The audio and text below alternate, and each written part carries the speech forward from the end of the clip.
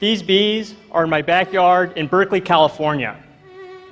Until last year, I'd never kept bees before, but National Geographic asked me to photograph a story about them. And I decided to be able to take compelling images, I should start keeping bees myself. And as you may know, bees pollinate 1/3 of our food crops, and lately they've been having a really hard time. So as a photographer, I wanted to explore what this problem really looks like. So I'm going to show you what I found over the last year.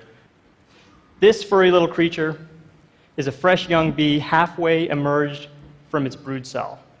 And bees right now are dealing with several different problems, including pesticides, diseases, and habitat loss. But the single greatest threat is a parasitic mite from Asia, Varroa destructor. And this pinhead-sized mite crawls onto young bees and sucks their blood. This eventually destroys a hive because it weakens the immune system of the bees, and it makes them more vulnerable to stress and disease. Now, bees are the most sensitive when they're developing inside their brood cells, and I wanted to know what that process really looks like. So I teamed up with a bee lab at UC Davis and figured out how to raise bees in front of a camera. I'm going to show you the first 21 days of a bee's life condensed into 60 seconds. This is a bee egg as it hatches into a larva. And those newly hatched larvae swim around their cells, feeding on this white goo that nurse bees secrete for them. Then their head and their legs slowly differentiate as they transform into pupae. Here's that same pupation process, and you can actually see the mites running around in the cells. Then the tissue in their body reorganizes, and the pigment slowly develops in their eyes. The last step of the process is their skin shrivels up, and they sprout hair.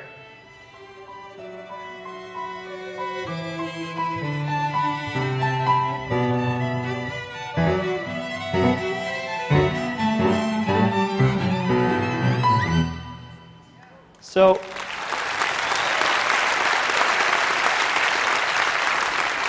you saw, as you can see halfway through that video, the mites were running around on the baby bees.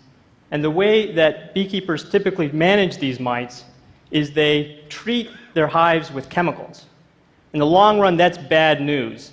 So researchers are working on finding alternatives to control these mites.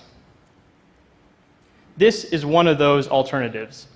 It's an experimental breeding program at the USDA Bee Lab in Baton Rouge. And this queen and her attendant bees are part of that program. Now, the researchers figured out that some of the bees have a natural ability to fight mites. So they set out to breed a line of mite-resistant bees.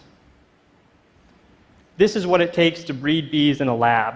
The virgin queen is sedated and then artificially inseminated using this precision instrument. Now, this procedure allows the researchers to control exactly which bees are being crossed. But there's a trade-off in having this much control.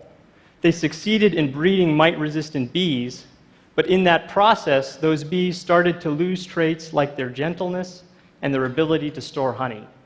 So to overcome that problem, these researchers are now collaborating with commercial beekeepers. This is Brett A.D. opening one of his 72,000 beehives. He and his brother run the largest beekeeping operation in the world. And the USDA is integrating their mite-resistant bees into his operation with the hope that over time they'll be able to select the bees that are not only mite-resistant, but also retain all of these qualities that make them useful to us. And to say it like that makes it sound like we're manipulating and exploiting bees.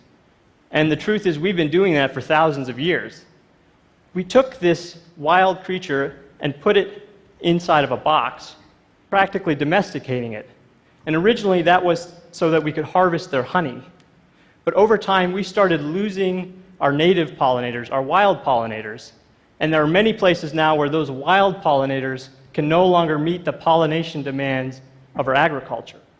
So these managed bees have become an integral part of our food system. So when people talk about saving bees, my interpretation of that is we need to save our relationship to bees. And in order to design new solutions, we have to understand the basic biology of bees and understand the effects of stressors that we sometimes cannot see.